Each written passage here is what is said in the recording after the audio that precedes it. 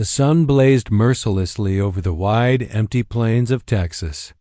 Turning the dirt road into shimmering gold and dust, the air trembled with heat, and even the cicadas had gone quiet.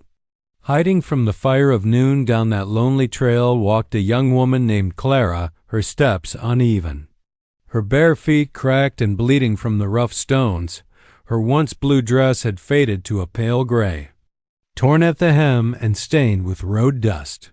Every step she took was a struggle between exhaustion and sheer willpower, the stubborn hope that maybe, somewhere ahead, kindness still existed. She had been walking for 2 days since fleeing the small town where she had worked under Mr. Harland, a man whose cruelty had no limits after her parents died from fever. Clara had no one left, and the only offer of shelter came from Harland, who promised her work and food. What he gave instead was endless labor and abuse. She rose before dawn and worked until the moon was high, scrubbing floors, tending livestock, cooking for men who treated her like she wasn't even human. When she finally found the courage to escape, she carried nothing but a small sack, a threadbare shawl, a locket with her mother's picture, and a crust of bread. The road stretched on endlessly. The land was empty but for sagebrush, scattered stones, and the wind that seemed to whisper her fears back to her. Each time she saw a distant farmhouse or rider, she hid behind the brush, terrified that Harlan had sent men to bring her back. Her lips were dry, her throat parched, and her eyes half blind from the glare of the sun, but she kept walking, because stopping meant giving up. And giving up meant going back to the darkness she had fled. By the time the sun began to fall behind the hills, her body gave way. The orange glow of sunset shimmered across the plains, and the wind carried the faint smell of hay and horses, a sign that a ranch might be nearby. Clara looked up weakly, her vision blurring, and saw the silhouette of a windmill in the distance. Her trembling lips formed a prayer, more a whisper than words. Please. Just a little farther, but her body couldn't obey anymore. Her knees buckled, and she fell to the ground beside the dusty trail for a moment. She thought she heard hoofbeats, slow, steady, drawing closer, but she couldn't lift her head to see. Her eyes closed, and the world dimmed into silence. When she opened them again, she saw the shadow of a man against the glowing sky. A cowboy sat on his horse, watching her with concern. His face was lined with age and weather, his hat pulled low, and his eyes, tired yet gentle, studied the fragile figure before him. Without a word, he dismounted, crouched beside her, and offered his canteen. Easy now, he said softly. His voice carried the calm steadiness of a man used to silence. Drink slow. Ma'am, you're safe, Clara tried to speak, but her throat only managed a rasp. She took a sip, then another, tears mixing with the dust on her cheeks. The man, Caleb Dawson, a rancher who lived alone a few miles from town, looked at her with something rare in the West, pity. But without pity's sting, he could tell she had run from something, the kind of pain you didn't ask about right away. He lifted her gently into his arms, light as a whisper, and placed her across his horse. As the last light faded over the horizon, Caleb turned his horse toward his ranch behind them. The road stretched into darkness, and ahead, perhaps for the first time in Clara's life, there was a promise of rest that night. Under the first stars of summer, fate quietly began to change for them both. When Clara awoke, the first thing she noticed was the smell of coffee and bread, real food, not the scraps she had scavenged for days. The second thing she noticed was silence. No shouting, no clanging pots, no cruel orders being barked. Only the gentle creak of wood and the low hum of the wind slipping through the cracks of an old cabin she blinked against, the light filtering through a thin curtain, and realized she was lying on a bed, a clean bed covered with a quilt that smelled faintly of cedar and smoke. For a long moment, she didn't dare move. It all felt like a dream too kind to be true. Then she heard footsteps outside, steady and unhurried, and panic jolted through her. First instinct was fear. Where was she? Who had brought her here? She swung her legs over the side of the bed, but her weak body protested with sharp pain. Before she could rise, the door opened, and Caleb Dawson stepped inside carrying a small tray. His tall frame filled the doorway, his hat tipped back, his shirt sleeves rolled up from work. "Morning," he said simply. "You've been out for near a full day. Figured you'd be hungry." Clara froze, her eyes darting between him and the food. I can't take that for free," she stammered, her voice cracked from thirst and shame. "Please, sir, I can work. I can clean, mend, cook. Anything you need done, just let me earn it." Caleb set the tray on a small table and shook his head. "You don't owe me a thing," he said quietly. "You've done enough work for one lifetime. I reckon eat first. Rest next. We'll talk later." His calmness confused her. No one had ever spoken to her that way, without suspicion, without ownership. He wasn't looking at her the way Harland had, like a thing to be used. There was only honest concern in his eyes, the kind that made her chest ache with something she didn't recognize. Safety. But old habits die hard. When Caleb stepped out again to tend to the horses, Clara stared at the food for a long time before daring to eat. She took small bites, as if afraid someone might snatch it away. Each taste filled her with warmth, and tears stung her eyes for the first time in years. Her body wasn't trembling from exhaustion or fear as the sun dipped below the horizon. Caleb returned with a lantern. He found Clara sitting outside the cabin, wrapped in his old coat, staring at the sky. "You should be inside," he said gently. "Gets cold out here." "I didn't want to dirty your bed," she murmured. Still unsure of her place, Caleb sat down beside her on the steps. Resting his elbows on his knees, the stars stretched wide above them, glittering like distant fires across the dark sky. "Miss," he said after a moment, "sometimes rest is the only work a person needs to do." She turned her face toward him, confused. "Rest?" She echoed. "I don't know how to." He gave a small, knowing smile. "Then maybe it's time you learn." Something softened inside her. The air smelled of hay and wood smoke, and the distant sound of horses carried through the night for the first time in a long while. Clara didn't feel like running. She didn't feel like a burden. She just felt. Still later that night, as she lay beneath the quilt again, she stared at the rafters and whispered to herself, "Maybe this is what peace feels like, outside." Caleb sat on the porch with his hat in his hands, watching the stars and wondering about the broken girl fate had left at his doorstep. He didn't know her story yet, but he knew this much. She deserved rest more than anyone he'd ever met, and under that vast western sky, two lonely souls began the slow, quiet journey toward healing. The days on the Dawson ranch passed gently, but for Clara, peace felt like something foreign, a language she didn't yet know how to speak each morning. When the rooster crowed, she rose before dawn out of habit.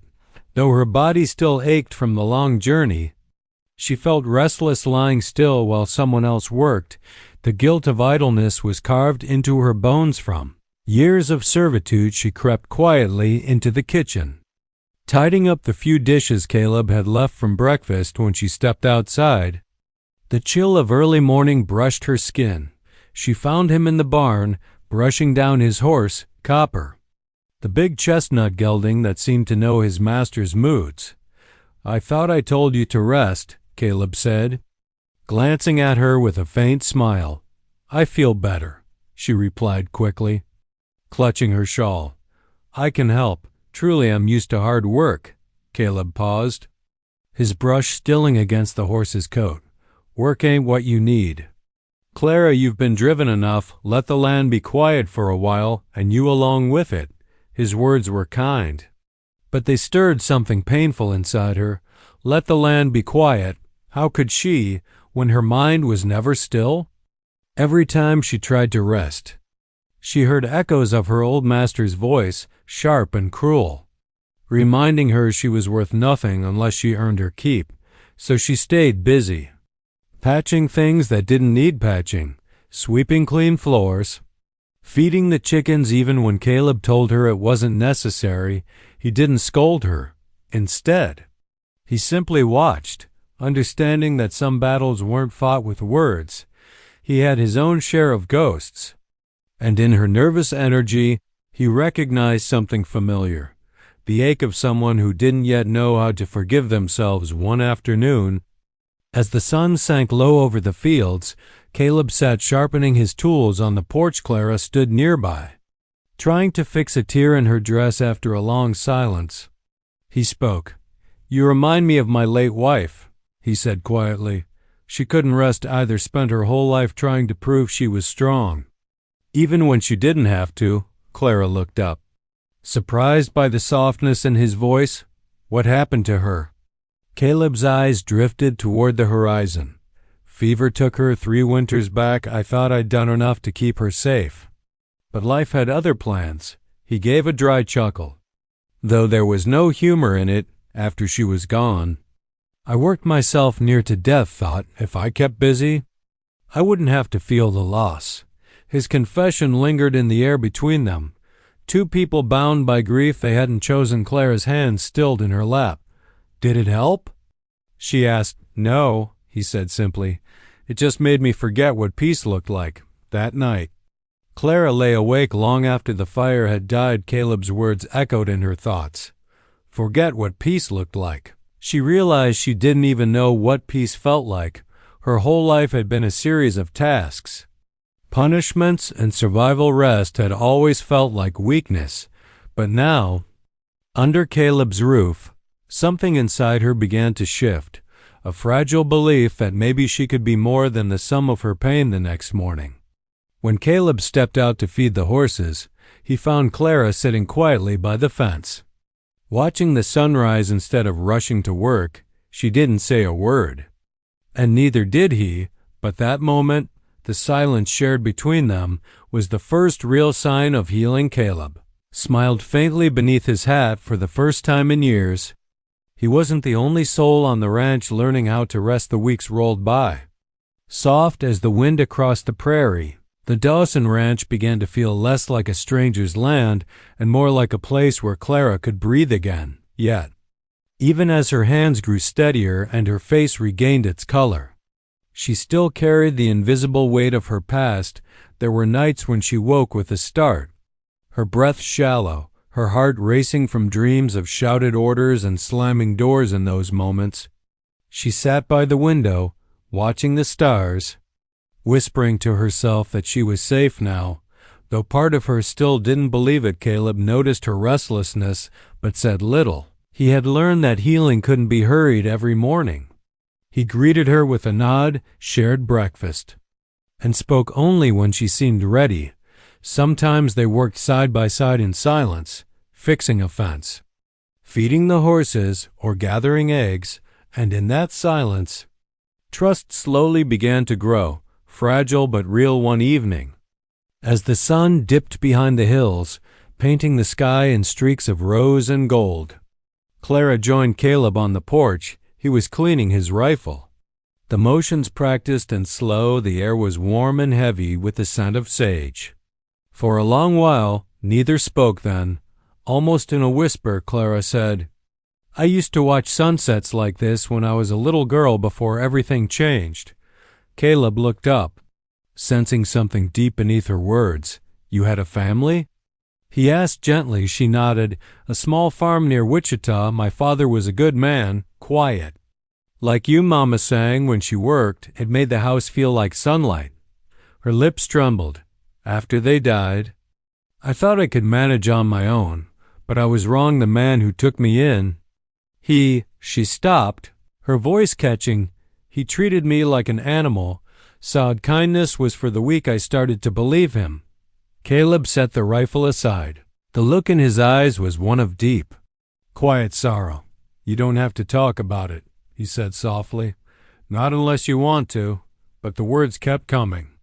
Like a river breaking through a dam, I worked until my hands bled. I never spoke unless spoken to. If I made a mistake. She stopped again, shaking her head. I ran the night he tried to sell me off to pay a debt. The silence that followed was thick and heavy. The crickets outside seemed to hush. Clara stared at her hands, afraid to see disgust or pity on Caleb's face, but when she finally looked up, all she saw was understanding and a fierce kind of protectiveness she hadn't expected. "You don't owe anyone a thing, Clara," he said. "Not that man, not me. You don't have to earn your right to be safe." Her breath hitched. No one had ever said such words to her before. For a long moment, she couldn't speak. Then, quietly, she asked, "Why are you being so kind to me?" Caleb looked out over the fields where the last of the light touched the grass like fire. "Because once, someone was kind to me when I didn't deserve it," he said. "Guess I'm just passing it on." Tears welled in her eyes. She turned away, wiping them quickly, embarrassed, but Caleb pretended not to notice.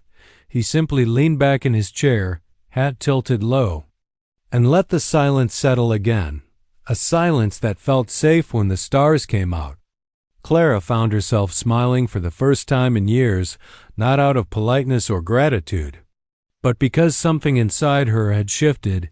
The fear that once ruled her heart began to fade, replaced by something tender and new. That night, as she lay beneath her quilt, she whispered a prayer, not for survival this time, but for strength to trust the man who had given her back her peace.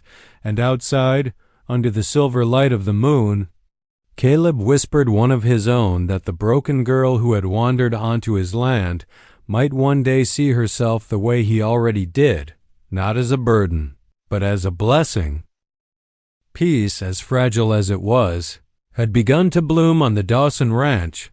The days passed in a gentle rhythm, the clatter of dishes in the morning, the steady hum of horses in the barn, and the low crackle of firelight at night. Clara smiled more now. She laughed sometimes too, though quietly, as if afraid the sound might scare away the calm she'd found. Caleb, for his part, had grown used to the soft echo of another's footsteps in his house again. He had spent years in silence now. That silence felt alive, but the past, like a storm on the horizon, never disappears for long. It began one hot afternoon when a cloud of dust rose on the road leading to the ranch. Caleb, out fixing the north fence, spotted two riders approaching. One of them wore the smug look of a man too sure of his power. Mr. Harlan, Clara's former master. Caleb's gut tightened. He had seen enough of that kind in his time, men who so thought cruelty was their birthright. He wiped his brow and waited as the riders drew near. Harlan dismounted first, his boots sinking into the dirt, his eyes sweeping over the ranch like he already owned it. "I hear you've got a runaway girl hiding here," Harlan said, voice oily and cruel. "Name's Clara. She worked for me. Belongs to me by law." Caleb's jaw tensed. "No one belongs to you?" he said evenly. "Not her." "Not anyone," Harlan smirked, tilting his hat back.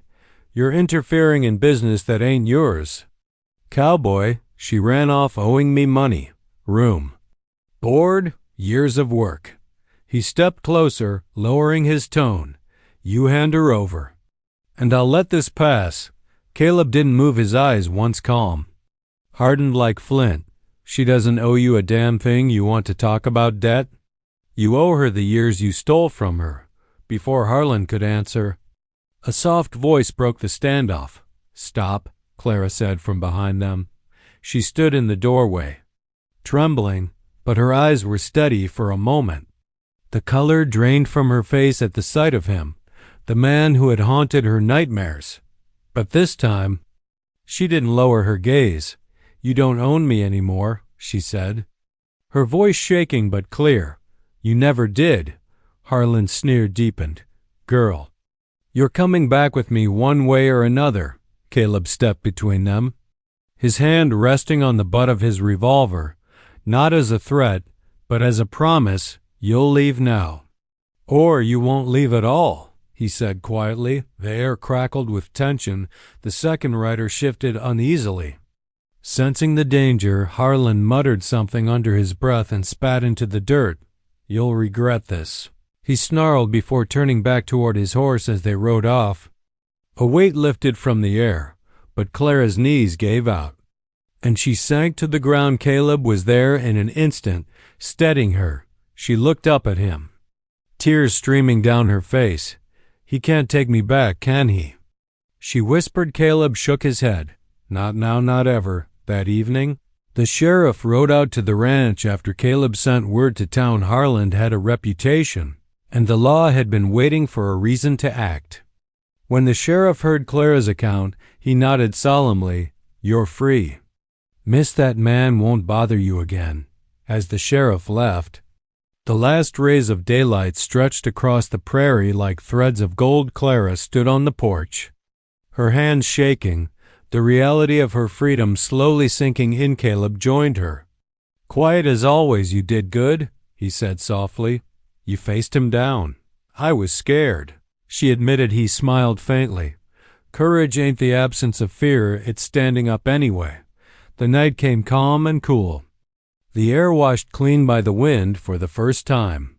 Clara felt the shadows of her past retreating, not gone, but fading, and beside her, the man who had given her back her strength stood watching the stars, knowing that some battles, once won, heal more than one soul. The following weeks unfolded like the slow bloom of spring after a long, merciless winter. The ranch seemed gentler somehow, the wind softer, the colors brighter. It wasn't that the land had changed, but that Clara had the fear that once lived in her eyes had begun to fade, replaced by a calm that came from within. For the first time in her life, she woke not to orders or pain, but to the sound of roosters and the sweet smell of morning coffee drifting through the house. Caleb noticed the change too. The girl who had once flinched at every loud sound now hummed while tending the garden. She laughed when the hens chased each other, and she even teased him now and then when he forgot his hat inside. These little moments stitched warmth back into a heart that had been quiet for far too long. One morning, the sun rose gold over the horizon, spilling light across the fields. Clara stood by the fence, her hair loose and glowing in the early light. Caleb watched her from the porch, coffee cup in hand. She looked peaceful, strong, a woman reborn from the ashes of her old life. He didn't speak, just watched her breathe in the morning air. Her face tilted toward the sun when she turned and saw him. She smiled. "You're up early," she said. He grinned. "You're one to talk. Didn't I tell you this ranch runs better when you sleep in?" She laughed softly. "Maybe I just like watching the day start." Caleb set his cup down and joined her by the fence. The land stretched endlessly before them, dotted with cattle and wildflowers. A breeze carried the scent of earth and grass. Simple, honest things that made life beautiful in their own quiet way. "You ever think about leaving here?" he asked after a while. "Seeing the world, maybe. Town life, city life, something different." Clara shook her head. "I used to dream about running," she said softly. "Now I just want to stay somewhere I can stop running." She looked up at him, her eyes clear and steady. "This place, it feels like home." Caleb felt something tighten in his chest, a mixture of pride, gratitude, and something deeper he didn't quite have words for. "Then it's home," he said simply. As days turned into weeks, they fell into a rhythm not of necessity, but of choice. They worked side by side, mending fences, planting new crops, riding into town for supplies at night. They shared quiet dinners and stories. Sometimes they didn't speak at all, and yet the silence between them was full, like the earth after rain on evening. As they sat on the porch watching the stars come out, Clara turned to him. "You know," she said, her voice barely above a whisper, "when I first came here, I thought you'd only help me out of pity." Caleb tilted his hat back, studying her face. "And now?" "Now," she said with a smile, "I think maybe you needed saving too." He chuckled softly, shaking his head. You might be right about that." They fell quiet again. The night wind cool against their skin. Somewhere in the distance, a coyote howled. And the horses shifted in the barn. The world felt vast and peaceful, as if all the pain they had endured had finally settled into something gentle, a shared understanding that healing doesn't always come with grand gestures, but through the steady kindness of ordinary days. The next morning, as dawn stretched over the hills, Clara brought 2 mugs of coffee to the porch. Caleb was already there, watching the sunrise. She sat beside him, close enough that their shoulders brushed. "Thank you," she whispered after a long silence. He glanced at her, brow furrowed. "For what?" "For letting me rest." Caleb smiled, that slow, quiet smile she had come to love. "You didn't need my permission, Clara," he said. "You just needed someone to remind you you're worthy of it." The light grew stronger, painting their faces gold, and there, beneath the vast western sky, 2 souls, once lost, once broken, sat side by side, no longer searching, no longer running, just resting together in the peace they had both spent a lifetime trying to find.